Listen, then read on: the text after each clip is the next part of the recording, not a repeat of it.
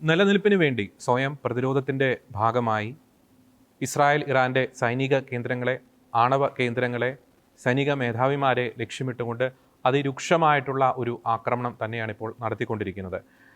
ഇറാൻ്റെ എയർ സ്പേസിൽ ഒരു ആധികാരികത, ഒരു അപ്രമാദിത്വം നേടുവാൻ ഇസ്രായേലിന് സാധിച്ചിട്ടുണ്ട്. മറുസൈഡിൽ ഇറാൻ്റെ ഭാഗത്തു നിന്നും നിരവധി നൂറുകണക്കിന് ബാലിസ്റ്റിക് മിസൈലുകൾ ഇസ്രായേലിലേക്ക് തൊടുത്തുവിടുന്നു. അവയിൽ പലതും ഫലപ്രദമായി അയഡ്നോം പോലുള്ള സംവിധാനങ്ങൾ തകർക്കുന്നു. എന്നാൽ ചിലതൊക്കെ ജനവാസ മേഖലയിൽ വീഴുന്നു, കാഷ്വാലിറ്റീസ് സംഭവിക്കുന്നു. അവിടെ നടന്നുകൊണ്ടിരിക്കുന്ന ഈ ഒരു സംഘർഷം ഒരുപക്ഷെ ഓരോ രാജ്യങ്ങളും ഇരു രാജ്യങ്ങളുടെയും ഒരു പക്ഷം പിടിച്ചു കഴിഞ്ഞാൽ ഒരു മൂന്നാം ലോക മഹായുദ്ധത്തിലേക്കൊക്കെ പോകാനുള്ള ഒരു സാധ്യതയുണ്ട്. അതിൻ്റെ സാധ്യത എത്രത്തോളം ഉണ്ട്, ഒപ്പം തന്നെ മറ്റ് ലോകരാജ്യങ്ങളുടെ ഒരു നിലപാട് ഈ ഒരു വിഷയത്തിൽ എന്താണ്, അതിനേക്കാളൊക്കെ ഉപരി ഇസ്രായേൽ ഇറാനിലേക്ക് നടത്തുന്ന ആ ഒരു ആക്രമണത്തിൽ ഇറാൻ ജനതയുടെ മനോഭാവം എന്താണ്, ഇറാനിലേക്ക് ഇസ്രായേൽ നടത്തുന്ന ആക്രമണത്തിലൂടെ ആത്യന്തികമായി ഇസ്രായേൽ ലക്ഷ്യം വെക്കുന്നത് എന്തൊക്കെയാണ്, ഒപ്പം ആ ആക്രമണത്തെ ചൊല്ലി കേരളത്തിൽ ഇറാൻ്റെ പക്ഷം പിടിക്കുന്നവരുടെ ഒരു ഇരട്ടത്താപ്പ്. ഈ വിഷയങ്ങളാണ് നിലപാട് എന്ന ഈ ഒരു പ്രോഗ്രാമിലെ ഇന്നത്തെ എപ്പിസോഡിൽ ഞങ്ങൾ ചർച്ച ചെയ്യാൻ ആഗ്രഹിക്കുന്നത്. ഞാൻ ജോർജി, എന്നോടൊപ്പമുള്ളത് റോബിൻ ലിയോ. ഇന്ന് നമ്മൾ നിലപാട് ഈ ഒരു വിഷയത്തിൽ ചർച്ചയ്ക്ക് എടുക്കുന്ന വിഷയം എന്ന് പറയുന്നത് ഇറാനും ഇസ്രായേലും തമ്മിലുള്ള ആ ഒരു സംഘർഷങ്ങളാണ്. അതീവ ഭയാനകമായിട്ടുള്ള ആശങ്ക ജനിപ്പിക്കുന്ന സ്ഥിതിവിശേഷമാണ് ഇറാനും ഇസ്രായേലും തമ്മിലുള്ള സംഘർഷവുമായി ബന്ധപ്പെട്ട് ആ മേഖലയിൽ നടന്നുകൊണ്ടിരിക്കുന്നത്. സംഘർഷം രൂക്ഷമാവുകയല്ലാതെ അത് കുറയുന്ന ലക്ഷണങ്ങളൊന്നും നമുക്ക് കാണാൻ സാധിക്കുന്നില്ല. ഇസ്രായേൽ അതിശക്തമായിട്ടുള്ള ആക്രമണം ഇറാനിലേക്ക് നടത്തുന്നു. പ്രത്യേകിച്ച് ഇറാനിലെ ന്യൂക്ലിയർ ഫെസിലിറ്റീസ്, ഒപ്പം സൈനിക കേന്ദ്രങ്ങൾ, സൈനിക കമാൻഡർമാർ, ഇൻ്റലിജൻസ് മേധാവിമാർ, അവരെയൊക്കെ ടാർഗറ്റ് ചെയ്തുകൊണ്ട് ഇസ്രായേൽ ഇറാനിലേക്ക് ആക്രമണം നടത്തുന്നു. തിരിച്ച് രാത്രിയുടെ മറവിൽ ഇറാൻ ഇസ്രായേലിലേക്ക് ബാലിസ്റ്റിക് മിസൈലുകൾ, ഏകദേശം കഴിഞ്ഞ വെള്ളിയാഴ്ച നടന്ന ആ ഒരു ആക്രമണത്തിന് ശേഷം 350ഓളം ബാലിസ്റ്റിക് മിസൈലുകളാണ് ഇറാൻ ഇസ്രായേലിലേക്ക് തൊടുത്തുവിട്ടത്. അതിൽ പലതും അത് ജനവാസ മേഖലയിലേക്ക് വീഴുന്നു. അതായത് അയൺഡോമിന് ഏകദേശം 80 മുതൽ 90% വരെ അവിടെ നിന്ന് വരുന്ന ബാലിസ്റ്റിക് മിസൈലുകൾ ഇൻ്റർസെപ്റ്റ് ചെയ്യാൻ സാധിക്കുന്നുണ്ട്. എന്നാൽ ഇൻ്റർസെപ്റ്റ് ചെയ്യാൻ സാധിക്കാതെ പോകുന്ന ബാലിസ്റ്റിക് മിസൈലുകൾ ഇസ്രായേലിൻ്റെ പല ജനവാസ മേഖലകളിലേക്കും വീഴുന്നു. ഇസ്രായേലിൻ്റെ സൈഡിലും കാഷ്വാലിറ്റീസ് സംഭവിക്കുന്നുണ്ട്, ഇറാൻ്റെ സൈഡിലും കാഷ്വാലിറ്റീസ് സംഭവിക്കുന്നുണ്ട്. അപ്പോൾ അതിരൂക്ഷമായിട്ടുള്ള രീതിയിലാണ് കാര്യങ്ങൾ പോയിക്കൊണ്ടിരിക്കുന്നത്. ഈ യുദ്ധത്തിൻ്റെ ആ ഒരു പശ്ചാത്തലം നമുക്കറിയാം. ഇറാൻ ഒരു ന്യൂക്ലിയർ ബോംബുകൾ ഉണ്ടാക്കുന്ന രീതിയിലേക്ക് അവരുടെ nuclear enrichment facilities, uranium enrichment പ്രോസസ്സൊക്കെ അത് മുമ്പോട്ട് കൊണ്ടുപോകുന്നു. ഇസ്രായേലിൻ്റെ ഭാഷയിൽ പറയുകയാണെങ്കിൽ ഇറാൻ ഒരു പോയിൻ്റ് ഓഫ് നോ റിട്ടേണിൽ എത്തിയിരിക്കുന്നു. ന്യൂക്ലിയർ ബോംബ് ഉണ്ടാക്കി കഴിഞ്ഞാൽ തീർച്ചയായിട്ടും പ്രയോഗിക്കുക ഇസ്രായേലിൻ്റെ നേർക്കാണ്. അതിനാൽ സ്വന്തം ആ ഒരു പ്രതിരോധത്തിൻ്റെ ഭാഗമായി, സ്വന്തം നിലനിൽപ്പിൻ്റെ ഭാഗമായിട്ടാണ് ഇസ്രായേൽ ആദ്യം കയറി ഇറാൻ്റെ ന്യൂക്ലിയർ സംവിധാനങ്ങൾക്ക് നേരെ ആക്രമണം നടത്തിയത്. മറ്റൊരു കാര്യം, ഏറ്റവും പ്രധാനപ്പെട്ട ചില ആസ്പെക്റ്റുകൾ ഈ കഴിഞ്ഞ ദിവസങ്ങളിൽ നടന്ന ഈ ആക്രമണവുമായി ബന്ധപ്പെട്ടുള്ള ചില പ്രധാനപ്പെട്ട പോയിന്റുകൾ ഏറ്റവും ആദ്യത്തെ ഘട്ടത്തിൽ നമുക്ക് പങ്കുവയ്ക്കാം. രണ്ടാമത്തെ ഒരു പോയിന്റിലേക്ക് വരുമ്പോൾ, എനിക്കൊന്ന് റോബിനിലേക്ക് വരുമ്പോൾ, ലോക രാജ്യങ്ങളുടെ ഇതിനോടുള്ള ഒരു പ്രതികരണം, ഒപ്പം ലിയോയിലേക്ക് വരുമ്പോൾ എനിക്ക് തോന്നുന്നു അവിടെ ഈ ഇസ്രായേൽ ഇറാനിലുണ്ടാക്കിയ ആ ഒരു ഡാമേജ്, അതിനെപ്പറ്റി നമുക്ക് കൂടുതൽ വിശദമായി ചർച്ച ചെയ്യാം. ഒപ്പം ഏറ്റവും പ്രധാനപ്പെട്ട ഒരു പോയിന്റ് നാം ചർച്ച ചെയ്യേണ്ടത്, ഈ സംഘർഷം നടക്കുന്നത് ഇസ്രായേലും ഇറാനും തമ്മിലാണെങ്കിലും ഇവിടെ പതിവ് പോലെ തന്നെ നമ്മുടെ കേരളത്തിലെ ബുദ്ധിജീവികളും ഇടത് നേതാക്കളും ഒക്കെ ആ ഒരു സംഘർഷം ഏറ്റുപിടിച്ചിരിക്കുന്നു. ഇറാന് വേണ്ടി ശബ്ദമുയർത്തി കഴിഞ്ഞിരിക്കുന്നു. ഇസ്രായേൽ തെമ്മാടി രാഷ്ട്രം എന്ന രീതിയിലേക്കൊക്കെ അവരുടെ ഭാഗത്തുനിന്ന് പ്രസ്താവനകൾ ഉണ്ടാകുന്നു. ആരാണ് യഥാർത്ഥത്തിൽ തെമ്മാടി രാഷ്ട്രം എന്ന് നമുക്ക് ഈ ചർച്ചയിൽ കൃത്യമായിട്ട് തന്നെ നമുക്ക് പ്രേക്ഷകരോട് പങ്കുവയ്ക്കാൻ സാധിക്കും. ഈ കഴിഞ്ഞ ദിവസം നടന്ന ഇസ്രായേലിൻ്റെ ആക്രമണത്തിൽ എടുത്തു പറയേണ്ട വളരെ ഒരു ചരിത്ര പ്രാധാന്യമേറിയ ഒരു ആക്രമണമുണ്ട്. അതായത് 1985 ശേഷം ഏറ്റവും കൂടുതൽ ദീർഘദൂര ഒരു ആക്രമണം ഇസ്രായേൽ വ്യോമസേന നടത്തിയത് കഴിഞ്ഞ ദിവസം 2300ഓളം കിലോമീറ്റർ, ഇസ്രായേലിൽ നിന്ന് 2300ഓളം കിലോമീറ്റർ യാത്ര ചെയ്ത് മഷാദ് എയർപോർട്ടിൽ അവിടുത്തെ ഒരു റീഫ്യൂലിംഗ് സിസ്റ്റം ഇസ്രായേൽ തകർത്ത് കഴിഞ്ഞിരിക്കുന്നു. 1985 ടുണീഷ്യയിലെ PLOയുടെ ഒരു ആസ്ഥാന മന്ദിരം ഇത്തരത്തിൽ ഇസ്രായേൽ തകർത്തിരുന്നു. അന്ന് 2000 കിലോമീറ്ററാണ് അവർ ഇസ്രായേലിന് പുറത്തേക്ക് സഞ്ചരിച്ചത്. മാത്രമല്ല, ചില വാർത്തകൾ കൂടി ഇറാനിൽ നിന്ന് വരുന്നത്, ചില കാർ ബോംബ് സ്ഫോടനങ്ങളൊക്കെ ഇറാനിൽ സംഭവിക്കുന്നതായിട്ട് നമുക്ക് മനസ്സിലാക്കാൻ സാധിക്കുന്നു. അതിൽ പലതും കൊല്ലപ്പെടുന്നത് ഇറാൻ്റെ ന്യൂക്ലിയർ സയൻറ്റിസ്റ്റുകളാണ്, ന്യൂക്ലിയർ ആണവ ശാസ്ത്രജ്ഞരാണ്. മറ്റൊരു ആശങ്ക ജനിപ്പിക്കുന്ന ഒരു വാർത്ത കൂടി വരുന്നുണ്ട്. അതായത് ഇസ്രായേലിലേക്ക് ഇറാൻ നടത്തിയ ആക്രമണത്തിൽ US എംബസിക്ക് ചില കേടുപാടുകൾ സംഭവിച്ചുവെന്ന് ഏറ്റവും പുതിയ ഒരു വെളിപ്പെടുത്തൽ വരുന്നുണ്ട്. ഓർക്കുക, ട്രംപിൻ്റെ ഭാഗത്തുനിന്ന് കൃത്യമായ മുന്നറിയിപ്പ് നൽകിയിട്ടുണ്ട്. ഇറാൻ ഏതെങ്കിലും തരത്തിൽ US-നെ അല്ലെങ്കിൽ US സൈനിക കേന്ദ്രങ്ങളെ, US-ൻ്റെ അധീനതയിലുള്ള സ്ഥലങ്ങളെ ആക്രമിക്കാൻ ശ്രമിച്ചാൽ തിരിച്ചടി അതിഭയാനകമായിരിക്കുമെന്ന് ട്രംപ് മുന്നറിയിപ്പ് നൽകിക്കഴിഞ്ഞിരിക്കുന്നു. മാത്രമല്ല ഇറാൻ്റെ എനർജി സൈറ്റുകൾ, റഡാർ സിസ്റ്റം, മിസൈൽ ലോഞ്ചേഴ്സ് ഇതൊക്കെ ഇസ്രായേൽ തകർത്ത് തരിപ്പണമായിക്കൊണ്ടിരിക്കുകയാണ്. അപ്പോൾ വളരെ രൂക്ഷമായിട്ടുള്ള ഒരു അവസ്ഥയിലേക്ക് കാര്യങ്ങൾ പോകുന്നു. ഇറാൻ്റെ സൈഡിൽ നിന്ന് ചില പരാമർശങ്ങളൊക്കെ ഉണ്ടാകുന്നുണ്ട്. അതായത് ഇസ്ലാമിക രാജ്യങ്ങൾ ഒരു സഖ്യമൊക്കെ ഉണ്ടാക്കി ഇസ്രായേലിന് നേർക്ക് ആക്രമണം നടത്തണമെന്നൊരു ഒരു പ്രസ്താവന ഇറാൻ്റെ ഭാഗത്തുനിന്നുണ്ടാകുന്നു. മറ്റൊരു കാര്യം കൂടിയുണ്ട്. ഇവിടുത്തെ മാധ്യമങ്ങളൊക്കെ ഏറ്റുപിടിച്ചൊരു വാർത്തയുണ്ട് അല്ലേ, ബെഞ്ചമിൻ നെതന്യാഹു ഏതൻസിലേക്കൊക്കെ പോയി എന്ന് പറയുന്ന ഒരു വാർത്ത. പക്ഷേ ആ വാർത്ത പുറത്തു വന്ന് മിനിറ്റുകൾക്ക് ശേഷം തന്നെ ബെഞ്ചമിൻ നെതന്യാഹു ആ സംഘർഷ ഭൂമിയിൽ നേരിട്ട് വരുന്ന ഒരു അവസ്ഥയൊക്കെ ഉണ്ടായിട്ടുണ്ട്. അപ്പോൾ ഞാൻ അടുത്ത ഘട്ടത്തിലേക്ക് പോകുന്നതിന് മുമ്പ് വളരെ എനിക്ക് പറഞ്ഞ് അവസാനിപ്പിക്കാൻ ഉദ്ദേശിക്കുന്ന ഒരു പോയിന്റ് ഉണ്ട്. അതായത് അവിടെ അതിശക്തമായിട്ടുള്ള സംഘർഷം നടക്കുന്നു. ഇസ്രായേലിനെ സംബന്ധിച്ചിടത്തോളം അവരുടെ ഒരു നിലനിൽപ്പ് വളരെയധികം പ്രാധാന്യം അർഹിക്കുന്ന കാര്യമാണ്. അതിൻ്റെ പേരിലാണ്, അതിനു വേണ്ടിയിട്ടാണ് അവർ പോരാട്ടം നടത്തുന്നത്. പക്ഷേ അവിടെ സംഘർഷം നടക്കുന്നത് ആയിരക്കണക്കിന് കിലോമീറ്ററുകൾ അപ്പുറമാണെങ്കിൽ പോലും ഇവിടെ നമ്മളെ നേരിട്ട് ബാധിക്കാത്ത വിഷയങ്ങളിൽ വലിയ രീതിയിൽ ഈ പ്രസ്താവന നടത്താൻ നമ്മുടെ രാഷ്ട്രീയ നേതാക്കൾക്ക് ഭയങ്കര വലിയൊരു ആവേശമാണ്. ഇവർ പ്രസ്താവന നടത്തുന്നത് കേട്ടാൽ തോന്നും ഇവിടെ കേരളത്തിലുള്ള എല്ലാ പ്രശ്നങ്ങളും ഇവർ സോൾവ് ചെയ്ത് കേരളത്തെ സമത്വസുന്ദര ദേശമാക്കിയിട്ടാണ് ഇവർ ഇറാൻ്റെ കാര്യത്തിൽ, ഇസ്രായേലിൻ്റെ കാര്യത്തിലൊക്കെ ഇടപെടുന്നത് എന്ന് ഇവരുടെ പ്രസ്താവനകൾ കേട്ടാൽ നമുക്ക് തോന്നും. തീർച്ചയായിട്ടും നമുക്കറിയാം, ഇസ്രായേൽ യഥാർത്ഥത്തിൽ ഒരു ഇരയാണ്. വേട്ടക്കാരായിട്ട് നിലനിൽക്കുന്നത് ഇറാൻ്റെ നേതൃത്വത്തിലുള്ള ഭീകര സംഘടനകളാണ്. പ്രത്യേകിച്ച് ഹമാസ് ഇസ്രായേലിനെതിരെ ആക്രമണം നടത്തുന്നു, ഹുതികൾ ആക്രമണം നടത്തുന്നു, ഹിസ്ബുള്ളകൾ ആക്രമണം നടത്തുന്നു. അപ്പോൾ ഇരയായിട്ട് നിൽക്കുന്ന ഒരു ഇസ്രായേലിനൊപ്പം നിൽക്കേണ്ടതിന് പകരം തീവ്രവാദത്തെ ചെലവും കൊടുത്ത് വളർത്തുന്ന ഇറാനെ ഒപ്പം നിർത്തുന്ന അല്ലെങ്കിൽ ഇറാന് വേണ്ടി ശബ്ദിക്കുന്ന പ്രസ്താവനകൾ നമ്മുടെ രാഷ്ട്രീയ നേതാക്കളുടെ ഭാഗത്തുനിന്നുണ്ടാകുന്നു. ഇവരുടെ ഒരു ഇരട്ടത്താപ്പ് ചൂണ്ടിക്കാണിക്കാൻ വേണ്ടി ഒരു കാര്യം കൂടി പരാമർശിച്ച് ഞാൻ റോബിനിലേക്ക് വരികയാണ്. നമുക്കറിയാം, ലോകത്ത് പല മേഖലകളിലും സംഘർഷം നടക്കുന്നുണ്ട്. റഷ്യ യുക്രൈൻ തമ്മിൽ സംഘർഷം നടക്കുന്നുണ്ട്. സൗദിയും ഹൂതികളും തമ്മിൽ സംഘർഷം നടക്കുന്നുണ്ട്. തുർക്കിയും കുർദുകളും തമ്മിൽ സംഘർഷം നടക്കുന്നുണ്ട്. പാകിസ്ഥാനും ബലൂചിസ്ഥാനും തമ്മിൽ സംഘർഷം നടക്കുന്നുണ്ട്. ചൈനയും അവിടെ ഉയ്ഗർ മുസ്ലിംസും തമ്മിൽ അവിടെ സംഘർഷം നടക്കുന്നുണ്ട്. ഈ ഘട്ടങ്ങളിലൊന്നും ഇവർ ആരുടെയും പക്ഷം പിടിക്കുന്നില്ല. ഇസ്രായേൽ ഇൻവോൾവ് ചെയ്യുന്ന കാര്യങ്ങളിലൊക്കെ ഇസ്രായേലിൻ്റെ മറുപക്ഷം അല്ലെങ്കിൽ ഇസ്രായേലിനെ ഒരു വേട്ടക്കാരനായിട്ട് ചിത്രീകരിച്ച് ഇസ്രായേലിനെതിരെ ശബ്ദിക്കുന്ന ഒരു പ്രവണത, അതിൽ തീർച്ചയായിട്ടും വളരെ വ്യക്തമാണ് ഇവരുടെ ഒരു വോട്ട് ബാങ്ക് ലാക്കാക്കിയുള്ള ഒരു പ്രീണന രാഷ്ട്രീയത്തിൻ്റെ ഒരു മുഖം, അതിൻ്റെ ലക്ഷ്യം നമുക്ക് വളരെ വ്യക്തമാണ്. അപ്പോൾ ഞാൻ അടുത്തൊരു ഘട്ടത്തിലേക്ക് വരികയാണ് റോബിൻ. നമ്മൾ ഏറ്റവും കൂടുതൽ നമ്മളിനി ചർച്ച ചെയ്യേണ്ടത്, അവിടെ സംഘർഷം നടക്കുന്നു, അങ്ങോട്ടും ഇങ്ങോട്ടും മിസൈലുകൾ അയക്കുന്നു, രണ്ട് സൈഡിലും ഡാമേജ് ഉണ്ടാകുന്നു, അത് നമ്മൾ ചർച്ച ചെയ്തു. അപ്പോൾ കേരളത്തിലൊരു അവസ്ഥ ചർച്ച ചെയ്തു. നമ്മളിനി ഏറ്റവും കൂടുതൽ അത് ചർച്ച ചെയ്യേണ്ട ഒരു പോയിന്റ് ഉണ്ട്. ഒരു ഫുൾ സ്കെയിൽ ഒരു വാറിലേക്ക് പോകുമോ എന്നൊരു കാര്യം. ഈ ഒരു സംഘർഷവുമായി ബന്ധപ്പെട്ട കാര്യത്തിൽ മറ്റ് രാജ്യങ്ങളുടെ നിലപാട്, നമ്മൾ ഏറ്റവും അതിൽ നിർണായകമായിട്ട് നമ്മൾ എടുത്ത് കാണിക്കേണ്ടത് റഷ്യ, ചൈന. കാരണം ബിബ്ലിക്കൽ ആസ്പെക്റ്റിലൊക്കെ ഒരു പ്രവചന സ്വഭാവമുള്ള ആ ഒരു മേഖലകളാണ് നമുക്കിപ്പോൾ സംഘർഷം നടക്കുന്ന മേഖലകളും ഒപ്പം തന്നെ ഈ റഷ്യയും ഒക്കെ നമുക്കറിയാം. ബിബ്ലിക്കലായിട്ടുള്ള നമ്മൾ കൂടുതൽ ആഴത്തിൽ പഠിച്ചും അതിന് കൃത്യമായിട്ടുള്ള കാര്യങ്ങൾ നമുക്ക് മനസ്സിലാക്കാൻ സാധിക്കും. അപ്പോൾ റഷ്യ, ചൈന, മറ്റ് ലോകരാജ്യങ്ങൾ, യൂറോപ്യൻ രാജ്യങ്ങൾ, ഒപ്പം തന്നെ ഗൾഫ് രാജ്യങ്ങൾ, ഇവരുടെയൊക്കെ ഒരു ഇടപെടൽ, ഇവരുടെയൊക്കെ ഒരു മനോഭാവം എങ്ങനെയാണ്? ഏറ്റവും ആദ്യം നമ്മൾ ഇതിൻ്റെ ഉള്ളിൽ നോക്കുകയാണെങ്കിൽ എന്തുകൊണ്ട് ഇസ്രായേൽ ആക്രമിച്ചു എന്നുള്ളതിന് ഇസ്രായേൽ പറയുന്ന രണ്ട് കാരണങ്ങളുണ്ട്. എന്ന് വെച്ചാൽ, ഒന്ന്, ഇസ്രായേൽ പറയുന്ന ഇറാൻ്റെ ന്യൂക്ലിയർ ക്യാപ്പബിലിറ്റി എന്ന് പറയുന്നത്, ഒരു 2-3 ദിവസം കൊണ്ട് ഒരു ബോംബ്, അതിനുശേഷം പിന്നീട് ഒരു മാസം കൊണ്ട് ഒരു 10-11 ബോംബുകൾ, ന്യൂക്ലിയർ ബോംബുകൾ, അങ്ങനെ 6 മാസം എത്തുമ്പോഴത്തേനും ഏകദേശം 21-22 ന്യൂക്ലിയർ ബോംബുകൾ ഉണ്ടാക്കാനുള്ള കാപ്പബിലിറ്റി ഇറാന് ഇപ്പോഴുണ്ട്. എന്ന് വെച്ചാൽ ഇറാൻ തന്നെ സംബന്ധിച്ചിട്ടുള്ളതാണ് 60% അപ്പുറത്തേക്ക്. കാരണം 60% ഇപ്പോൾ സാധാരണ ഒരു ഉപയോഗത്തിന് ആണെങ്കിൽ, സിവിലിയൻ പർപ്പസ് അങ്ങനെ സാധാരണ ഉപയോഗത്തിനാണ് എങ്കിൽ ഏകദേശം 60% താഴെ മതി, അത്ര എൻറിച്ച് ചെയ്യേണ്ട ആവശ്യമില്ല. പക്ഷേ 60%ഓളം ഇറാൻ യുറേനിയം എൻറിച്ച് ചെയ്തിട്ടുണ്ട് എന്ന് ഇറാൻ തന്നെ പറയുന്ന സാഹചര്യമാണ്. അപ്പോൾ ഇസ്രായേൽ പറയുന്ന ഇത്രയും ദിവസങ്ങൾക്കുള്ളിൽ ഇറാൻ ഇത്രയും ബോംബുകൾ ഉണ്ടാക്കാനുള്ള, ന്യൂക്ലിയർ ബോംബുകൾ ഉണ്ടാക്കാനുള്ള സാധ്യതയുണ്ട്. അത് ഈ റീജിയണ് തന്നെ.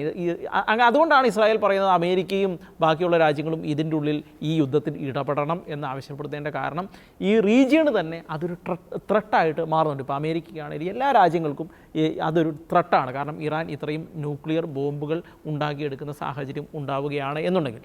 രണ്ടാമത്തെ കാര്യം ഇസ്രായേൽ പറയുന്ന ഒരു കാര്യം എന്ന് പറയുന്നത്, യമനിൽ ഇറാന് ഇതുപോലെ പ്രോക്സികളുണ്ട്, അതുപോലെ തന്നെ UAE പ്രോക്സികളുണ്ട്, അതുപോലെ തന്നെ ഇറാഖിൽ ഷിയ മിലിറ്റൻസ് ഉണ്ട്, അതുപോലെ ഗാസയിൽ നമ്മൾ കണ്ടതാണ് മിലിറ്റൻസ്, സിറിയയിൽ മിലിറ്റൻസ് ഉണ്ട്, അതുപോലെ ഹിസ്ബുള്ളകൾ ലെബനോനിലുണ്ട്. എന്ന് വെച്ചാൽ ഇതുപോലെ ഈ റീജിയൺ മൊത്തം ഇതുപോലെ മറ്റൊരു പ്രോക്സി ഗ്രൂപ്പുകളെ ഉണ്ടാക്കി വളരെ വലിയൊരു അരക്ഷിതാവസ്ഥയിലേക്ക് ഈ മേഖലയെ തള്ളിവിടാൻ, അതുപോലെ തന്നെ ഇസ്രായേലിനെ തള്ളിവിടാൻ, അതുപോലെ തന്നെ അമേരിക്കയെ തള്ളിവിടാൻ തീർച്ചയായിട്ടും ഈ ഇറാന് സാധിക്കുന്നൊരു സാഹചര്യമുണ്ട് എന്നുള്ളതാണ് മറ്റൊരു കാര്യം. മൂന്നാമത്തെ കാര്യം എന്ന് പറയുന്നത്, ഇത് ഈ ന്യൂക്ലിയർ ഫെസിലിറ്റീസ്, ന്യൂക്ലിയർ ക്യാപ്പബിലിറ്റീസ്, ഇറാൻ്റെ ന്യൂക്ലിയർ ക്യാപ്പബിലിറ്റീസ് ഇല്ലാതാക്കാൻ ഒരു വെറും ആക്രമണം കൊണ്ട് കഴിയില്ല എന്നുള്ളത് ഇസ്രായേലും സമ്മതിക്കുന്നു, അമേരിക്കയും സമ്മതിക്കുന്നു, എല്ലാവരും സമ്മതിക്കുന്ന കാര്യമാണ്. കാരണം എന്താണെന്ന് വെച്ചാൽ ഈ ന്യൂക്ലിയർ ആ ഒരു തിയറി തലയിലുള്ള ഒരുപാട് സയൻറ്റിസ്റ്റുകൾ, ഇപ്പോൾ കുറച്ചൊരു 8-10 സയൻറ്റിസ്റ്റുകളെ ഇല്ലാതാക്കി എന്നുള്ളതുകൊണ്ട് ആ ക്യാപ്പബിലിറ്റി ഇല്ലാതാവുന്നില്ല ഇറാൻ്റെ. അതിന് തലയിലുള്ള വേറെ ഒരുപാട് സയൻറ്റിസ്റ്റുകളുണ്ട്. അപ്പോൾ തീർച്ചയായിട്ടും അതുപോലെ തന്നെ ഇറാൻ്റെ അണ്ടർഗ്രൗണ്ട് ഫെസിലിറ്റി ഉണ്ട്, ഈ ന്യൂക്ലിയർ അണ്ടർഗ്രൗണ്ട് എൻറിച്ച്മെൻറ്റ് ഫെസിലിറ്റി ഉണ്ട്. അപ്പോൾ ആ ഫെസിലിറ്റികളെ പലതിനെ ഇപ്പം ഇസ്രായേൽ പലതിനെ ആക്രമിച്ചു എന്ന് പറയുന്നത് ഒരു എന്താ പറയുക, ബങ്കർ ബസ്റ്ററുകളെല്ലാം ഉപയോഗിച്ച് ആക്രമിച്ചു എന്ന് പറയുന്ന ഒരു പരിധിക്ക് അപ്പുറത്തുള്ളത് മാത്രമാണ്. അതിനും അപ്പുറത്ത് കിടക്കുന്ന കുറേ അണ്ടർഗ്രൗണ്ട് ഫെസിലിറ്റികളുണ്ട്. അത് പലപ്പോഴും ഈ കുന്ന് അങ്ങനെയുള്ള മേഖലകളിലുള്ള ഈ എൻറിച്ച്മെൻറ്റ് ഫെസിലിറ്റികളിൽ അമേരിക്കയുടെ കയ്യിലിരിക്കുന്ന ന്യൂക്ലിയർ ബോംബ് കൊണ്ട് മാത്രമേ അത് തകർക്കാൻ കഴിയുകയുള്ളൂ എന്നുള്ള വസ്തുത നിലനിൽക്കുന്നുണ്ട്. ഇസ്രായേലിന് അതിന് കഴിയില്ല, ഇസ്രായേലിനെ കൊണ്ട് അതിന് കഴിയില്ല.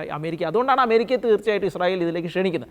ഇങ്ങനെയുള്ള ഒരു സാഹചര്യത്തിൽ ഇതിനെ ഇപ്പോൾ അമേരിക്കയുടെ ആ ബോംബിന് പോലും ഇതിനെ തകർക്കാൻ കഴിയാത്തൊരു സാഹചര്യം വന്നു കഴിഞ്ഞാൽ ഇതിനെ പൂർണ്ണമായിട്ടും ഇല്ലാതാക്കണമെന്നുണ്ടെങ്കിൽ ഒരു റെജീം ചേഞ്ച് എന്ന് വെച്ചാൽ ഭരണ സംവിധാനത്തിൽ ഇപ്പോഴുള്ള ഭരണ സംവിധാനം മാറി അമേരിക്കയും ഇസ്രായേലിനെയും അതുപോലെ വെസ്റ്റിനെ അനുകൂലിക്കുന്ന ഒരു ഗവൺമെൻറ്, അല്ലെങ്കിൽ അവർക്ക് നിയന്ത്രണമുള്ള ഒരു ഗവൺമെൻറ്റിനെ കൊണ്ട് മാത്രമേ, അങ്ങനെ കൊണ്ടുവന്നാൽ മാത്രമേ ഇതിനെ പൂർണ്ണമായിട്ടും ഈ ത്രട്ട് ഇല്ലാതാക്കാൻ കഴിയുകയുള്ളൂ. അപ്പോൾ അതുകൊണ്ടാണ് ഇപ്പോൾ ഈ കഴിഞ്ഞ ദിവസം ബെഞ്ചമിൻ നെതന്യാഹു തന്നെ പറയുന്ന കൃത്യമായി പറഞ്ഞ കാര്യം ഇതാണ്.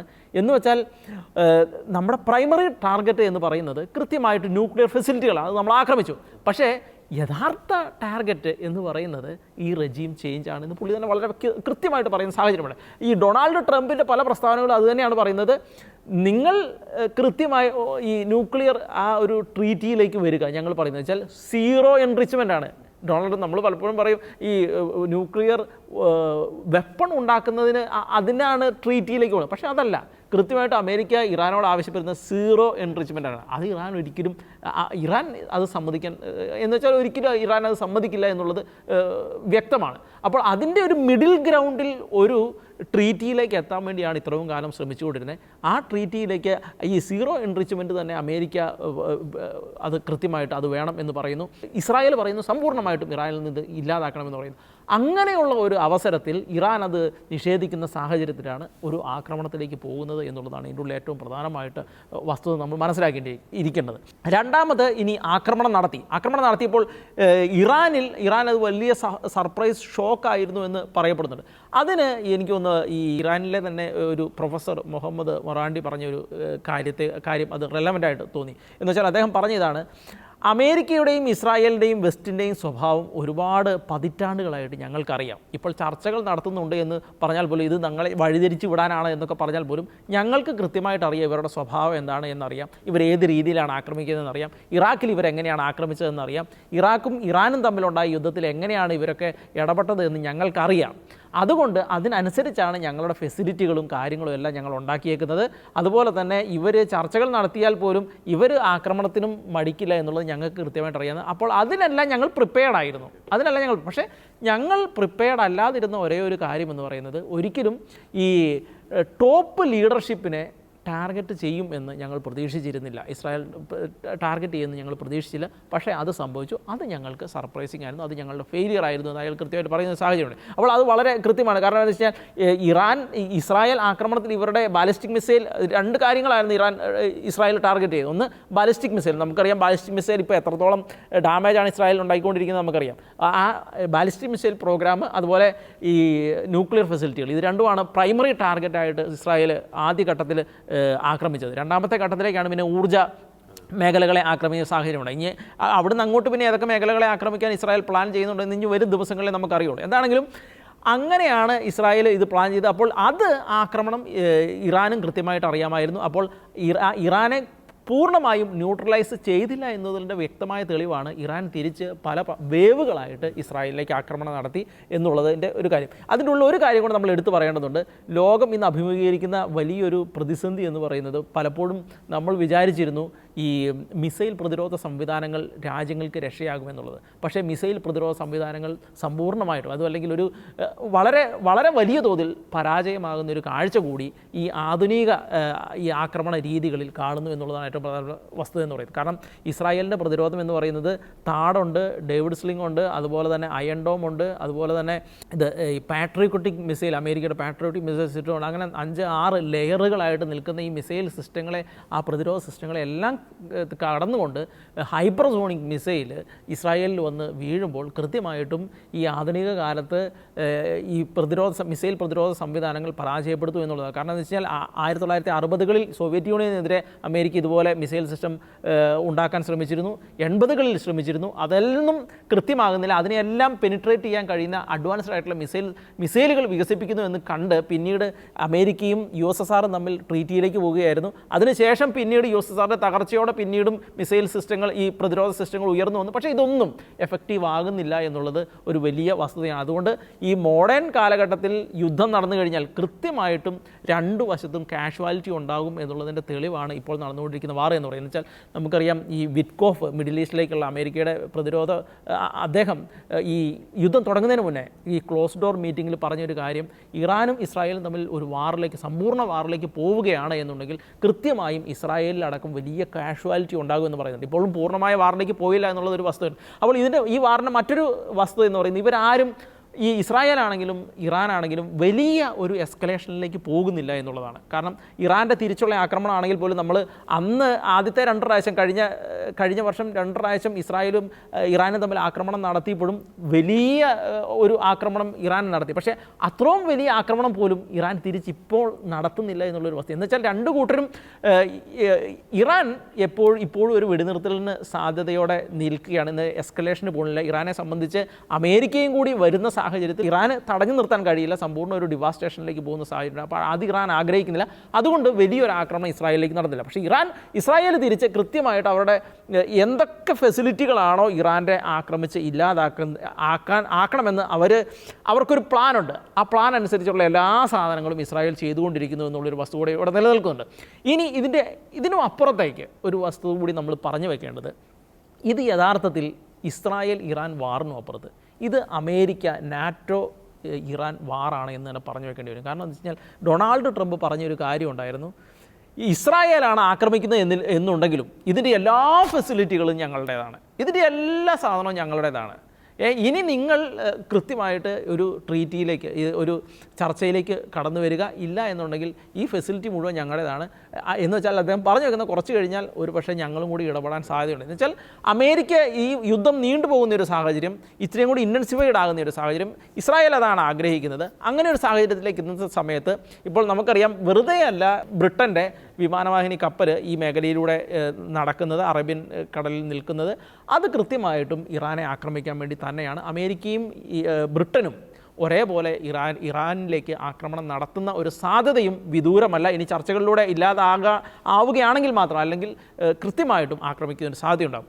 ഇനി ഇതിൻ്റെ ഉള്ള ഒരു വസ്തുത, റഷ്യ എന്ത് പറഞ്ഞു എന്നുള്ളൊരു കാര്യം കൂടിയുണ്ട്. റഷ്യ കൃത്യമായിട്ടും MI6 ബ്രിട്ടൻ്റെ രഹസ്യാന്വേഷണ വിഭാഗത്തെ കൃത്യമായിട്ട് കുറ്റപ്പെടുത്തി തന്നെയാണ് പറഞ്ഞത്. കാരണം റഷ്യയിലെ ന്യൂക്ലിയർ ബോംബറുകളെ എങ്ങനെ ഉക്രൈൻ ആക്രമിച്ചോ അതേ മോഡലിൽ തന്നെയാണ് ഇറാനിലും ആക്രമണം ഉണ്ടായത്. കൃത്യമായിട്ട് ബ്രിട്ടീഷ് ഇൻ്റലിജൻസ് ആണ് ഇതിൻ്റെ പുറകിൽ എന്നുള്ളത് റഷ്യ കൃത്യമായിട്ട് ബ്രിട്ടൻ്റെ മുഖത്ത് നോക്കി പറയുന്ന സാഹചര്യം, ബ്രിട്ടൻ്റെ പ്രതിനിധിയുടെ മുഖത്ത് നോക്കി പറയുന്ന സാഹചര്യം ഉണ്ടായിരുന്നു. അപ്പോൾ കൃത്യമായിട്ടും വെസ്റ്റേൺ ഇൻവോൾവ്മെൻറ്റ് വളരെ പ്രകടമാണ് ഇറാനിലേക്ക് നടത്തിയ ആക്രമണത്തിൽ. ഇസ്രായേൽ മാത്രമല്ല, കൃത്യമായിട്ടും അമേരിക്കയ്ക്ക് വേണ്ടി ഇസ്രായേൽ ആക്രമണം നടത്തുന്നു എന്നുള്ളതാണ് ശരിക്കും കൃത്യമായിട്ട് ഇത് പറഞ്ഞു വയ്ക്കുന്നത്. വ്യക്തമാണ്. നമ്മൾ ഇതിൻ്റെ ആക്രമണത്തിൻ്റെ, ഇസ്രായേൽ നടത്തിയ ആ ഒരു ആക്രമണത്തിൻ്റെ കൂടുതൽ വിശദാംശങ്ങളിലേക്ക് പോകുമ്പോൾ, ഇപ്പോൾ റോബിൻ പറഞ്ഞപ്പോൾ പെട്ടെന്നൊരു പോയിന്റ് മനസ്സിലേക്ക് വന്നത്, അതായത് മിസൈൽ പ്രതിരോധ സംവിധാനം. പലപ്പോഴും ഈ കേരളത്തിൽ ഇറാന് വേണ്ടി വാദിക്കുന്നവർ ഇസ്രായേലിനെ വേട്ടക്കാരായിട്ട് ചിത്രീകരിക്കുന്ന ഒരു കാര്യം മനസ്സിലാക്കുന്നില്ല. അതായത് ഇറാനിൽ നിന്ന് വരുന്ന ഡ്രോണുകൾ അല്ലെങ്കിൽ പല മിസൈലുകളും ഈ തടുത്ത് നിർത്തുന്നതിൽ ഇസ്രായേലിനെ ഒരു പരിധിവരെ സഹായിക്കുന്നത് ജോർദാൻ എന്ന മുസ്ലിം രാജ്യമാണ് എന്നൊരു കാര്യം ഈ കൂട്ടർ സൗകര്യപൂർവ്വം മറക്കുകയാണ്. മറ്റൊരു കാര്യം കൂടിയുണ്ട്. ഇപ്പോൾ ബ്രിട്ടൻ്റെ അമേരിക്കയുടെയും കാര്യം പറഞ്ഞതുപോലെ അമേരിക്കയുടെ പ്രധാനപ്പെട്ട നാവിക കപ്പൽ, യുദ്ധക്കപ്പലൊക്കെ മിഡിൽ ഈസ്റ്റിലേക്ക് വന്നുകൊണ്ടിരിക്കുന്നു. അപ്പോൾ ഇസ്രായേൽ പ്രത്യേകിച്ച് നമുക്കറിയാം സ്ട്രക്ചറലി വലിയ രീതിയിലുള്ള ഡാമേജ് ഇറാനിൽ ചെലുത്തിയിട്ടുണ്ട്. നമുക്ക് അവരുടെ ഒരു ലീഡർഷിപ്പിൽ ഇസ്രായേൽ ചെലുത്തിയിട്ടുള്ള ഒരു ഡാമേജ് മാത്രമല്ല അവരുടെ പല ന്യൂക്ലിയർ ഫെസിലിറ്റീസും തകർത്തിട്ടുണ്ട്. അത് ഇറാനെ സംബന്ധിച്ചിടത്തോളം അവരുടെ ഒരു ലോങ് ടേം ഒരു മിലിറ്ററി ആസ്പിറേഷൻസ് അത് വെച്ച് നോക്കുമ്പോൾ എത്രത്തോളം ഒരു നിർണായകമായിട്ടുള്ള ഒരു നേട്ടം, ഒരു ഡാമേജ് ഇസ്രായേലിന് ഉണ്ടാക്കാൻ സാധിച്ചു. പ്രധാനമന്ത്രി ബെഞ്ചമിൻ നെതന്യാഹു ഈ ഒരു ഇറാൻ്റെ ഓപ്പറേഷൻ റൈസിംഗ് ലയൺ തുടങ്ങിയപ്പോൾ തന്നെ പറഞ്ഞ ഒരു വാക്ക് നമ്മൾ ശ്രദ്ധിക്കണം. അദ്ദേഹം പറഞ്ഞത് ഇത് നാളത്തെ ഭാവിയെക്കുറിച്ചാണ്, അല്ലെങ്കിൽ ആ ഭാവിയുടെ സുരക്ഷയെ ഓർത്താണ് ഇങ്ങനെ ഒരു ഓപ്പറേഷൻ ഇപ്പോൾ ചെയ്യുന്നതെന്ന് വെച്ചാൽ നാളെക്കുറിച്ചാണ്. അവർ ഏറ്റെടുത്ത ഒരു വലിയ ദൗത്യം അതായിരുന്നു. നാളെ എങ്ങനെ സുരക്ഷിതമാക്കാം, ഭാവിയെ എങ്ങനെ സുരക്ഷിതമാക്കാം, നാളത്തെ തലമുറ എങ്ങനെ സുരക്ഷിതമാക്കാം. അതിൽ നിന്ന് ഉരുത്തിരിഞ്ഞതാണ് ഈ ഓപ്പറേഷൻ നിസ്സംശയം നമുക്ക് പറയാനായിട്ട് സാധിക്കും. നമുക്കറിയാം വർഷങ്ങളായിട്ട് ഈ പ്രധാനമന്ത്രി ബെഞ്ചമിൻ നെതന്യാഹു പല വേദികളിലും, അത് അന്താരാഷ്ട്ര ചർച്ചകൾ നടക്കുന്ന UN പോലുള്ള പല വേദികളിലും ഇറാൻ്റെ ഈ ഒരു ആണവ ശക്തിയായി ഇറാൻ വളരുന്നതിനെക്കുറിച്ചുള്ള സംശയങ്ങളും പരാതികളും അന്താരാഷ്ട്ര സമൂഹത്തോട് പല പ്രാവശ്യവും വിളിച്ചു പറഞ്ഞിട്ടുണ്ട്. അത് പലപ്പോഴും ചർച്ച ചെയ്യപ്പെട്ടിട്ടുണ്ട്. പക്ഷേ ഇപ്പോൾ അതിനൊരു റൈറ്റ് ടൈം എന്ന നിലയ്ക്ക് American president Donald Trump America ഭരിക്കുമ്പോൾ ലോകത്തെ തന്നെ നിയന്ത്രിക്കുന്ന ഈ ടൈമിൽ ഇതാണ് ഏറ്റവും ബെറ്റർ ടൈം എന്ന് കണ്ടായിരിക്കാം ഇപ്പോഴിങ്ങനെ ഒരു തീരുമാനത്തിലെത്തിയിരിക്കുന്നത്. ഗാസയിലെ ഹമാസിനെ ഒതുക്കണമെന്ന് പറയുന്നു. പക്ഷേ എത്രത്തോളം, കഴിഞ്ഞ ദിവസം തന്നെ ഗാസയിൽ നിന്നും ഹമാസ് തെക്കൻ ഗാസയിൽ നിന്ന് റാഫയിൽ നിന്നും മിസൈൽ ഇസ്രായേലിലേക്ക് അയക്കുകയും അത് ഇസ്രായേൽ പതിക്കുകയും ചെയ്തു കഴിഞ്ഞ ദിവസം. അപ്പോൾ ഹമാസ് അവിടെ ശക്തി നഷ്ടപ്പെട്ടിട്ടില്ലെന്ന് നമുക്ക് മനസ്സിലായല്ലോ. അതുപോലെ തന്നെ ഹിസ്ബുള്ളയാണ് ഇപ്പോൾ വീക്കായി നിൽക്കുന്നത്. അപ്പോൾ ഹിസ്ബുള്ളയും ഹമാസിനെയും അതോടൊപ്പം തന്നെ മറ്റ് ഇങ്ങനെയുള്ള മിലിഷ്യ ഗ്രൂപ്പിനെയും തീവ്രവാദി പ്രസ്ഥാനങ്ങളെയൊക്കെ അടിച്ചൊതുക്കുന്നതിന് പകരം ഇവരെ നമ്മൾ ആദ്യം പറഞ്ഞതുപോലെ തന്നെ ഇവരെ സ്പോൺസർ ചെയ്യുന്ന ആളെ ഒതുക്കിയാൽ ബാക്കിയെല്ലാം എളുപ്പമായിരിക്കും. അങ്ങനെ ഒരു ചിന്ത ഇതിന് പുറകിലുണ്ട്. നമുക്കറിയാം വെള്ളിയാഴ്ച തുടങ്ങിയ ഈ ഇസ്രായേലിൻ്റെ ഈ ഓപ്പറേഷൻ റൈസിംഗ് ലയൺ പല മാധ്യമങ്ങളിലൂടെയും പുറത്തു വരുന്നത് ഇറാനിലെ വാർത്തകൾ നമ്മൾ ശരിക്കും പറഞ്ഞാൽ അത് കറക്റ്റായിട്ട് കാണുന്നില്ല, അറിയുന്നില്ല. ഇസ്രായേൽ മീഡിയ അല്ലെങ്കിൽ ഇസ്രായേലിൻ്റെ സൈന്യം പുറത്തുവിടുന്ന ഫൂട്ടേജുകളാണ് അധികവും നമുക്ക് കാണാനായിട്ട് സാധിക്കുന്നത്. പക്ഷേ ഇസ്രായേലിലെ വാർത്തകൾ അങ്ങനെയല്ല. ഇസ്രായേലിലെ കറക്റ്റായിട്ടുള്ള വിഷ്വൽസ്, അവിടെ എത്ര ഡാമേജ് വന്നു, അല്ലെങ്കിൽ എത്ര കെട്ടിടങ്ങൾ തകർന്നു, ആളുകൾക്കുള്ള മരണം അല്ലെങ്കിൽ പരിക്ക്, അതിനെക്കുറിച്ചുള്ള വിവരങ്ങളൊക്കെ അപ്ഡേറ്റായിട്ട് പുറത്തു വന്നുകൊണ്ടിരിക്കുകയാണ്. കാരണം അവർക്ക് മറയ്ക്കാനൊന്നുമില്ല. അത് വർഷങ്ങളായിട്ട് അങ്ങനെയാണ്. പക്ഷേ നമ്മൾ ചിന്തിക്കും അപ്പോൾ ഇസ്രായേലിൻ്റെ നഷ്ടങ്ങളെക്കുറിച്ച് പറഞ്ഞാൽ അവർക്ക് കുറച്ചിലല്ലേ എന്നൊക്കെ ചിന്തിക്കും. പക്ഷേ അങ്ങനെയല്ല. അവർ അത് വളരെ ഓപ്പണായിട്ട് തന്നെ അത് ലോകത്തോട് വിളിച്ചു പറയുന്നുണ്ട്. അവർക്ക് ഇതിൻ്റെ ഇറാനിൽ നിന്ന് കിട്ടുന്ന ആ ഒരു അഫക്റ്റ് ചെയ്യുന്ന കാര്യങ്ങൾ അവർ വിളിച്ചു പറയുന്നുണ്ട്. ഇപ്പോൾ ഇസ്രായേൽ അവിടെ ന്യൂക്ലിയർ പ്ലാന്റിൽ, അതായത് നത്താൻസ് എന്ന് പറയുന്ന ന്യൂക്ലിയർ പ്ലാന്റിൽ അറ്റാക്ക് ചെയ്തു വെള്ളിയാഴ്ച. അതിൻ്റെ റിസൾട്ട് നമ്മൾ എല്ലാവരും പറഞ്ഞു അത് പുറമേ ഉള്ളൊരു അറ്റാക്കിൽ ഒഴിഞ്ഞു പോയി എന്ന് പറഞ്ഞു. പക്ഷേ ഇറാനിലെ ഒരു എനർജി, ഒരു പവർ, അതായത് അവിടെ വൈദ്യുതി തന്നെ നിശ്ചലമാകുന്ന രീതിയിലേക്ക് എത്തി എന്നുള്ള കാര്യം പുറത്തു വന്നു. അത് ഇൻ്റർനാഷണൽ അറ്റോമിക് എനർജി ഏജൻസിയാണ് പുറത്തുവിട്ടിരിക്കുന്നത്. അപ്പോൾ നത്താൻസിൽ അടി വീണു എന്നുള്ള ഉറപ്പുള്ള കാര്യമാണ് എന്ന് അവർ സ്ഥിരീകരിച്ചിരിക്കുകയാണ്. നത്താൻസ് അറ്റോമിക് പ്ലാന്റിലുള്ള 14,000-ഓളം സെൻട്രിഫ്യൂജുകൾ നശിക്കപ്പെടാൻ സാധ്യതയുണ്ടെന്നാണ് ഈ അന്താരാഷ്ട്ര അറ്റോമിക് എനർജി ഏജൻസി ഇപ്പോൾ കണ്ടെത്തിയിരിക്കുന്നത്. അപ്പോൾ അതിൻ്റെ വ്യാപ്തി നമ്മളിപ്പോൾ മനസ്സിലാക്കി വരികയാണ്. ഇനി വരുന്ന ദിവസങ്ങളിൽ ഇപ്പോൾ റോബിൻ പറഞ്ഞതുപോലെ ഈ ഘട്ടം ഘട്ടമായിട്ടുള്ള ആക്രമണത്തിലാണ് ഇപ്പോൾ ഇസ്രായേൽ കേന്ദ്രീകരിച്ചിരിക്കുന്നത്. നമുക്കറിയാം ആദ്യം തന്നെ പറഞ്ഞതുപോലെ ഏറ്റവും ദൈർഘ്യമേറിയ ഒരു അറ്റാക്ക് പടിഞ്ഞാറൻ ഇറാനിൽ പോയി അവിടെ പോയിട്ട് അറ്റാക്ക് ചെയ്തിട്ട് ഇസ്രായേൽ തിരിച്ചു വന്നു. ഇപ്പോൾ ഇറാൻ്റെ ഒരു എയർ സ്പേസിൽ ഇസ്രായേൽ വാർ പ്ലെയിനുകൾ യഥേഷ്ടം സഞ്ചരിക്കുകയാണ്. അപ്പോൾ അതിൻ്റെ അർത്ഥം എന്ന് വെച്ചാൽ തടയാനൊന്നും ആരുമില്ല, അല്ലെങ്കിൽ ഒരു പ്രതിബന്ധമില്ലാതെ ഇസ്രായേൽ വാർ പ്ലെയിനുകൾ ഇറാനിലേക്ക് കടന്നിരിക്കുകയാണ്. ഇന്നലെ മറ്റൊരു വാർത്ത പുറത്തു വന്നത് ഇറാനിലെ ഈ വാട്ടർ സപ്ലൈ തകർന്ന് അതൊരു ഫ്ലഡ് പോലെ അവിടെ ഒരു വെള്ളപ്പൊക്കം മാതിരി അവിടെ. പക്ഷേ ഇസ്രായേൽ ഇതുവരെ അത് ഏറ്റെടുത്തില്ല, അതിൻ്റെ ഉത്തരവാദിത്വം ഏറ്റെടുത്തില്ല. കാരണം ഇസ്രായേൽ ചെയ്തെങ്കിൽ ചെയ്തെന്ന് അവർ പറയുന്ന ഒരു ഉത്തരവാദിത്വം അവർ ചെയ്തെന്ന് പറയുന്നതാണ്. പക്ഷേ അങ്ങനെ ഒരു സംഭവത്തെക്കുറിച്ച് ഇതുവരെ ഉത്തരവാദിത്വം ഏറ്റെടുത്തില്ല. അതോടൊപ്പം തന്നെ ഇസ്രായേലിൽ അവിടുത്തെ ഫോറിൻ മിനിസ്ട്രിയുടെ ഒരു ഓഫീസും അതോടൊപ്പം ചേർന്നുള്ള വലിയൊരു ലൈബ്രറി, വളരെ പ്രശസ്തമായിട്ടുള്ള ഇറാനിലെ ലൈബ്രറിയാണ്, അതും തകർക്കപ്പെട്ടിരിക്കുന്നു. നമ്മൾ നേരത്തെ പറഞ്ഞതുപോലെ തന്നെ ഇനി ഒരു ഇസ്രായേലിനൊരു ഭീഷണിയായിട്ട് ഇറാൻ വളർന്നു വരരുത്, അതിനുള്ള എല്ലാ ശ്രമങ്ങളും നടത്തിക്കൊണ്ടിരിക്കുന്നു. ഈ ദിവസങ്ങളിൽ ഈ 3 ദിവസം കൊണ്ടുള്ള ഇസ്രായേലിൻ്റെ ഈ ഓപ്പറേഷനിൽ 224-ഓളം പേരാണ് ഇറാനിൽ ഔദ്യോഗികമായിട്ട് ഉള്ള കണക്കനുസരിച്ച് കൊല്ലപ്പെട്ടത്. അതിൽ ചിലപ്പോൾ അതിൽ കൂടാം ഇനി വരുന്ന ദിവസങ്ങളിൽ എൻ്റെ കണക്കുകൾ പുറത്തു വരുമ്പോൾ. ഇസ്രായേലിൽ ഇതുവരെ നമുക്ക് അറിയാൻ സാധിക്കുന്നത് ഈ നിമിഷം വരെയുള്ള ലേറ്റസ്റ്റ് വിവരം 23 പേരാണ് ഒഫീഷ്യലി ഇറാൻ്റെ മിസൈൽ ആക്രമണത്തിൽ കൊല്ലപ്പെട്ടത്. അത് 30 കേന്ദ്രങ്ങളിലാണ് ഇറാൻ്റെ മിസൈൽ പതിച്ചിരിക്കുന്നത്. നമുക്ക് ആലോചിച്ച് നോക്കണം, 370 മിസൈലാണ് ഇറാൻ ഇസ്രായേലിലേക്ക് 3 ദിവസം കൊണ്ട് അയച്ചത്. അതിൽ 30 എണ്ണമാണ് അത് ഹിറ്റ് ചെയ്തത്, അതായത് ചില കേന്ദ്രങ്ങളിൽ പതിച്ചത്. അപ്പോൾ അത് നമ്മൾ നേരത്തെ പറഞ്ഞതുപോലെ തന്നെ ഇസ്രായേലിൻ്റെ പ്രതിരോധ സംവിധാനത്തിന് മിടുക്കുന്നതിന് നമുക്ക് പറയാൻ സാധിക്കും. 370 മിസൈലുകൾ വരുമ്പോൾ അതിൽ 30 എണ്ണമാണ് താഴെ പതിച്ചത്. അതോടൊപ്പം തന്നെ 592 പേർക്കാണ് ഇപ്പോൾ പരിക്കേറ്റ് ആശുപത്രിയിലായിരിക്കുന്നത്. ഇപ്പോൾ ഏറ്റവും പുതിയൊരു വിവരമനുസരിച്ച് ഇസ്രായേലിലെ പെത്തത്തുക്ക എന്ന് പറയുന്ന സ്ഥലത്തുള്ള സെൻട്രൽ ഇസ്രായേൽ തന്നെ ഉള്ള അവിടെ ഈ ബങ്കറിൽ അഭയം തേടിയിരുന്ന 3 പേര് കൊല്ലപ്പെട്ടതായിട്ടുള്ളൊരു വാർത്ത വരുന്നുണ്ട്. അപ്പം ബങ്കർ പോലും ചിലപ്പോൾ കാലപ്പഴക്കം കൊണ്ടായിരിക്കാം സുരക്ഷിതമല്ലാത്ത ഒരു സമയമാണ്. അത് ഇസ്രായേൽ തന്നെ പുറത്തുവിട്ടിരിക്കുന്നൊരു വാർത്തയാണ്. അതോടൊപ്പം തന്നെ ഇപ്പോൾ 25 എയർ ടാങ്കുകൾ, നമുക്കറിയാം ടെല്ലവീവിലെ മെഡിറ്ററേനിയൻ സീയുടെ കരയിൽ തന്നെ നമ്മുടെ ഇന്ത്യൻ എംബസിക്ക് തൊട്ടടുത്ത് തന്നെയാണ് അമേരിക്കൻ എംബസിയും സ്ഥിതി ചെയ്യുന്നത്.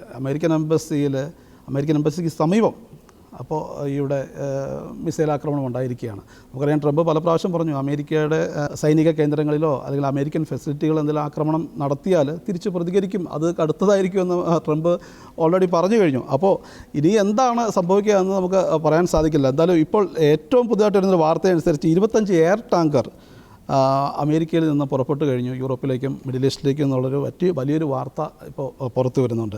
അതുകൊണ്ട് ഇസ്രായേലിലെ ഇനിയുള്ള ദിവസങ്ങൾ, ഇനിയുള്ള മണിക്കൂറുകൾ വളരെ നിർണായകമാണ്. നമുക്കറിയാം ഒരുപാട് മലയാളികൾ അവിടെ ജോലി ചെയ്യുന്നുണ്ട്. ഇന്ത്യക്കാരായിട്ടുള്ള ഒരുപാട് ആൾക്കാർ ജോലി ചെയ്യുന്നുണ്ട്. മറ്റു നേപ്പാൾ, ശ്രീലങ്ക, കെയർ ഗിവർ സെക്ടറിലും അതോടൊപ്പം തന്നെ കൺസ്ട്രക്ഷൻ മറ്റ് മേഖലകളിലൊക്കെ ജോലി ചെയ്യുന്നുണ്ട്. അപ്പോൾ അവരുടെയൊക്കെ സുരക്ഷ നമുക്ക് പ്രധാനമാണ്. കാരണം അവർ നമ്മുടെ രാജ്യത്തിന് വേണ്ടി കൂടെയാണ് അവിടെ നിന്ന് ജോലി ചെയ്യുന്നത്. അപ്പോൾ എല്ലാവരും പറയുന്നത് സഫറിങ് ആണ്. കാരണം പിന്നെ അവിടെ ഉള്ള ആളുകൾ അവരുടെ നിർദ്ദേശങ്ങൾ നമ്മൾ പാലിക്കേണ്ടതുണ്ട്. കൃത്യമായിട്ടുള്ള നിർദ്ദേശങ്ങൾ അവരവരുടെ മൊബൈൽ ഫോണുകളിൽ അവിടുത്തെ ഗവൺമെൻറ് മെസ്സേജുകളായിട്ട് അയക്കും. അതോടൊപ്പം തന്നെ മറ്റ് വാർത്താ മാധ്യമങ്ങളിലൂടെയും സാമൂഹ്യ മാധ്യമങ്ങളിലൂടെ കൃത്യമായിട്ടുള്ള ഇൻഫർമേഷൻസ് ഈ റോക്കറ്റുകളുടെ അല്ലെങ്കിൽ ഇങ്ങനെ മിസൈൽ ആക്രമണങ്ങളുടെയൊക്കെ പശ്ചാത്തലത്തിലുള്ള കാര്യങ്ങൾ കറക്റ്റായിട്ട് എല്ലാവർക്കും കൊടുക്കുന്നുണ്ട്. പിന്നെ മറ്റൊരു കാര്യം പറയാനായിട്ടുള്ളത്, നമ്മുടെ നാട്ടിൽ നടക്കുന്ന ഈ കാര്യങ്ങളുണ്ടല്ലോ, നാട്ടിൽ നടക്കുന്ന ഈ കാര്യങ്ങൾ ഏറ്റവും നമ്മൾ അവിടെ നടക്കുന്ന കാര്യങ്ങളൊന്നും അല്ല ശരിക്കും പറഞ്ഞാൽ നമ്മളവിടുത്തെ മാധ്യമങ്ങളിലൂടെ, ചില മാധ്യമങ്ങളിലൂടെ, എല്ലാ മാധ്യമങ്ങളല്ല, നമ്മളുൾപ്പെടെയുള്ള മാധ്യമങ്ങൾ വളരെ സത്യസന്ധമായിട്ട് ഇസ്രായേലിലെ വാർത്തകളും അതുപോലെ ഇറാനിലെ അവിടുത്തെ അപ്ഡേഷൻസ് നമ്മൾ അതായത് ബുള്ളറ്റിനുകളിലും മറ്റ് സോഷ്യൽ മീഡിയ പ്ലാറ്റ്ഫോമുകളിലും നമ്മൾ കൊടുക്കാറുണ്ട്.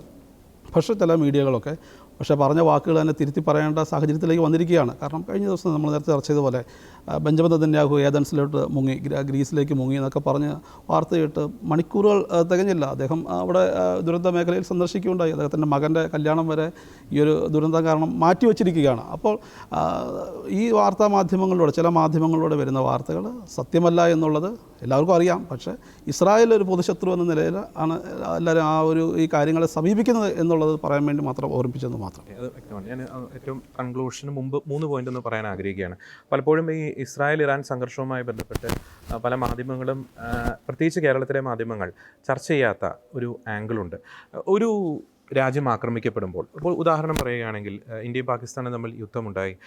ഇന്ത്യയിലുള്ളവർ നമുക്ക് പൊതുവായിട്ട് തന്നെ പറയാൻ സാധിക്കും, ഒറ്റക്കെട്ടായിട്ട് കേന്ദ്ര സർക്കാരിനൊപ്പം നിന്നു, രാജ്യ താല്പര്യങ്ങൾക്കൊപ്പം നിന്നു, രാജ്യത്തിന് വേണ്ടി നിന്നു. പക്ഷേ നമ്മൾ ഇപ്പോൾ ഇസ്രായേൽ ഇറാനെ അറ്റാക്ക് ചെയ്യുമ്പോൾ ആ ഇറാൻ്റെ ഉള്ളിൽ തന്നെ ആ അറ്റാക്കിൽ സന്തോഷിക്കുന്ന നിരവധി പേരുണ്ട് എന്നത് വളരെയധികം വാസ്തവമാണ്. കഴിഞ്ഞ ദിവസങ്ങളിലൊക്കെ പല ഫൂട്ടേജൊക്കെ അവിടുന്ന് ഇറാനിൻ്റെ പല വാർത്താ മാധ്യമങ്ങൾ അല്ലെങ്കിൽ ചില സോഴ്സസ് അല്ലെങ്കിൽ ട്വിറ്ററിലുള്ള എക്സ് പ്ലാറ്റ്ഫോമിലുള്ള ചില ഹാൻഡിൽസൊക്കെ ഷെയർ ചെയ്യുന്ന പല വിഷ്വൽസും കാണാനിടയിൽ ചിലർക്ക് ഈ അയത്തുള്ള ഖൊമേനിയുടെ വലിയ പോസ്റ്ററുകളൊക്കെ സാധാരണക്കാരായിട്ടുള്ള ജനങ്ങൾ, അത് കൂടുതലും സ്ത്രീകളാണെന്ന് പറയേണ്ടി വരും. നമുക്കറിയാം ഹിജാബ് വിരുദ്ധ പ്രക്ഷോഭമൊക്കെ ഇറാനിൽ നടന്നിട്ടുള്ളതാണ്. അപ്പോൾ ഇറാനിലെ സാധാരണക്കാരായിട്ടുള്ള ജനങ്ങളിൽ, അതായത് മത തീവ്രവാദം തലയ്ക്ക് പിടിക്കാത്ത ഭൂരിഭാഗം ജനങ്ങളും വളരെയധികം ആഗ്രഹിക്കുന്നുണ്ട്. നേരത്തെ റോബിൻ സൂചിപ്പിച്ചതുപോലെ ഒരു റെജീം ചേഞ്ച്. അത് സാധ്യമാകുന്നത് ഇസ്രായേലിലൂടെ ആയിരിക്കുമെന്ന വലിയൊരു പ്രതീക്ഷ പരീക്ഷ അവർക്കുണ്ട്. അതുകൊണ്ട് തന്നെ ഇസ്രായേലിന് കാര്യങ്ങൾ കുറെ കൂടി എളുപ്പമാവുകയാണ്. ഈ ഗ്രൗണ്ട് സപ്പോർട്ട് നല്ല രീതിയിൽ ഇസ്രായേലിന് ഇറാനിൽ നിന്ന് കിട്ടുന്നുണ്ട്. ഒരു പരിധിവരെ പല അവിടെയുള്ള പല ജനങ്ങളുടെയും ഭാഗത്തുനിന്ന് അല്ലെങ്കിൽ പൗരന്മാരുടെ ഭാഗത്തുനിന്ന് ഇസ്രായേലിന് കിട്ടുന്നുണ്ട് എന്നത് വാസ്തവമാണ്. കാരണം പലരും സന്തോഷിക്കുന്നുണ്ട് ഇസ്രായേൽ ഈ മത തീവ്രവാദം തലക്കി പിടിച്ച ഇറാൻ ഭരണകൂടത്തിനെതിരെ നടത്തുന്ന ഒരു ആക്രമണത്തിൽ പലരും സന്തോഷിക്കുന്നുണ്ട് എന്നത് വളരെയധികം ഒരു വാസ്തവമാണ്. രണ്ടാമത്തെ ഒരു കാര്യം കൂടിയുണ്ട്. നമ്മൾ നേരത്തെ റോബിൻ പറഞ്ഞതുപോലെ ഇതൊരു പല രാജ്യങ്ങളും സഖ്യം ചേർന്ന് ഒരു അറ്റാക്കിലേക്ക് പോവുകയാണെങ്കിൽ ഒരു തേർഡ് വേൾഡ് വാറിലേക്കൊക്കെ പോകാനുള്ള സാധ്യതയുണ്ട്. അതിനേക്കാളൊക്കെ ഉപരി നമുക്കറിയാം ഈ സംഘർഷങ്ങൾ എന്ന് പറയുന്നത് പലപ്പോഴും അതിൻ്റെ ഒരു അടിസ്ഥാനം സാമ്പത്തികമായിട്ടുള്ള കാര്യങ്ങളായിരിക്കാം, രാജ്യ താല്പര്യങ്ങളായിരിക്കാം, വംശീയമായിട്ടുള്ള കാര്യങ്ങളായിരിക്കാം. പക്ഷേ ഇറാൻ ഈ ഒരു വിഷയത്തിൽ മതം കലർത്താൻ ശ്രമിച്ചു കഴിഞ്ഞാൽ അത് ഉണ്ടാക്കുന്ന ഇമ്പാക്റ്റ് എന്ന് പറയുന്നത് വളരെയധികം ഭയാനകമായിരിക്കും. പ്രത്യേകിച്ച് ഈ ഇസ്ലാമിക രാജ്യങ്ങളുടെ ഒരു ഏകീകരണം, മറുപക്ഷത്ത് ഇസ്രായേലിനെ ആരൊക്കെ സപ്പോർട്ട് ചെയ്യും എന്നത് നാം കാണേണ്ടിയിരിക്കുന്നു. മറുപക്ഷത്ത് ഒരുപക്ഷെ അമേരിക്കയും ബ്രിട്ടൻ പോലുള്ള രാജ്യങ്ങളൊക്കെ ആണെന്നിരുന്നേക്കാം. അപ്പോൾ ഈ വിഷയത്തിലൊരു മതം കലർത്താനുള്ള ഒരു ശ്രമം ഇറാൻ നടത്തിയിട്ടുണ്ടെങ്കിൽ അത് ദൂരവ്യാപകമായിട്ടുള്ളൊരു ഇമ്പാക്റ്റ് ആയിരിക്കും ഉണ്ടാക്കുന്നത്. എനിക്ക് തോന്നുന്നു ഇറാൻ പാകിസ്ഥാനെ കോട്ട് ചെയ്തത്, പാകിസ്ഥാൻ്റെ ആണവായുധത്തെ കോട്ട് ചെയ്ത് അത്ര നിഷ്കളങ്കമായിട്ടാണ് എന്ന് എനിക്ക് തോന്നുന്നില്ല. അതിനാൽ തന്നെയാണ് നമ്മൾ പല നിലപാടുകളിൽ നാം പങ്കുവെച്ചതുപോലെ ഈ പാകിസ്ഥാൻ്റെ കൈവശമുള്ള ആണവായുധം അത് സുരക്ഷിതമാണോ അല്ലെങ്കിൽ അത് തീവ്രവാദികളുടെ കരങ്ങളിൽ എത്തുന്നുണ്ടോ എന്നത് അത് കൃത്യമായിട്ടുള്ളൊരു മോണിറ്ററിംഗ് ആവശ്യമാണ്, ലോകരാജ്യങ്ങളുടെ ഇടപെടൽ ആവശ്യമാണ് എന്ന് നമ്മൾ പലപ്പോഴും വളരെ വ്യക്തമായിട്ട് നമ്മൾ പ്രതിപാദിച്ചിട്ടുണ്ട്. അതിനാൽ വളരെ സംഘർഷഭരിതമായിട്ടുള്ളൊരു അന്തരീക്ഷത്തിലൂടെ മധ്യപൂർവേഷ്യ പോയിക്കൊണ്ടിരിക്കുന്നു, പശ്ചിമേഷ്യ പോയിക്കൊണ്ടിരിക്കുന്നു. സമാധാനം പുലരട്ടെ എന്ന് നമുക്ക് പ്രാർത്ഥിക്കാം. ലയോ 14 മാർപ്പാപ്പയൊക്കെ അവിടെ സമാധാന സംജാതമാക്കാൻ വേണ്ടി പ്രത്യേകം പ്രാർത്ഥനയ്ക്കൊക്കെ ആഹ്വാനം നൽകിയിട്ടുണ്ട്. അതുകൊണ്ട് ഒരു ഓൾ ഔട്ട് വാർ, ഒരു തേർഡ് വേൾഡ് വാർ എന്ന രീതിയിലേക്ക് അവിടെ കാര്യങ്ങൾ പോകാതിരിക്കാൻ നമുക്ക് കൃത്യമായിട്ട് നമുക്ക് പ്രാർത്ഥിക്കാം. അതിനുള്ള ചർച്ചകൾ എത്രയും വേഗം തന്നെ ആരംഭിക്കട്ടെ. പക്ഷേ ആ ചർച്ചകൾ നടക്കുമ്പോൾ പോലും ഇറാന് ഒരു ആണവായുധം ലഭിക്കില്ല എന്ന് ഉറപ്പുവരുത്തുവാൻ ആ ചർച്ചകളിലൂടെ കൃത്യമായിട്ടും ചർച്ചകൾക്ക് നേതൃത്വം നൽകുന്നവർക്ക് സാധിക്കണം. മറ്റൊരു കാര്യം കൂടി പറഞ്ഞ് അവസാനിപ്പിക്കുകയാണ്. ഈ നെതന്യാഹു ഏതൻസ് വിട്ടു എന്ന് വലിയ രീതിയിൽ വീമ്പിളക്കിയ ടീമുകൾ ഈ ഖൊമേനി എവിടെയാണ് എന്നൊരു കാര്യം അന്വേഷിക്കുന്നില്ല. ഈ ഖൊമേനിയും കൂട്ടരുമൊക്കെ ഇപ്പോൾ ഭൂമിക്കടിയിൽ അണ്ടർഗ്രൗണ്ടിലാണ് കഴിയുന്നത്.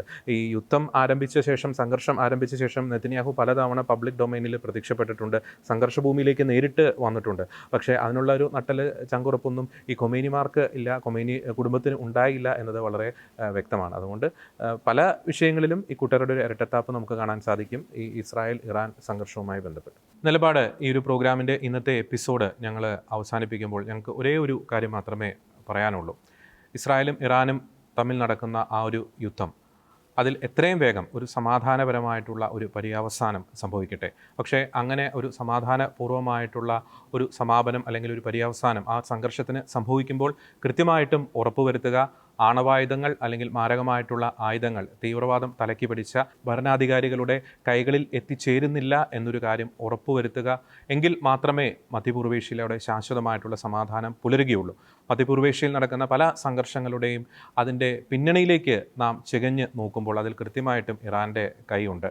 ഇറാൻ നേതൃത്വം കൊടുക്കുന്ന പ്രോക്സി സംഘടനകൾ, ഭീകര സംഘടനകൾ, ഹമാസ്, ഹിസ്ബുള്ള, ഹൂതി പോലുള്ള ഭീകര സംഘടനകളാണ് മധ്യപൂർവേഷ്യയെ കലുഷിതമാക്കുന്നത്. അതിനാൽ തന്നെ ഇനി ഭാവിയിൽ ഇറാൻ അത്തരമൊരു നീക്കങ്ങൾ നടത്തില്ല എന്ന ഒരു ഉറപ്പുകൂടി സമാധാന ചർച്ചകളിൽ ഉണ്ടാകട്ടെ എന്ന് ആശംസിക്കുന്നു.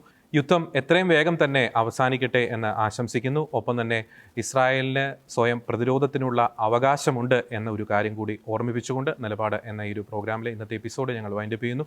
മറ്റൊരു വിഷയത്തിലെ നിലപാടുമായി ഞങ്ങൾ വീണ്ടും വരുന്നതായിരിക്കും. എല്ലാ പ്രിയപ്പെട്ട പ്രേക്ഷകർക്കും നന്ദി.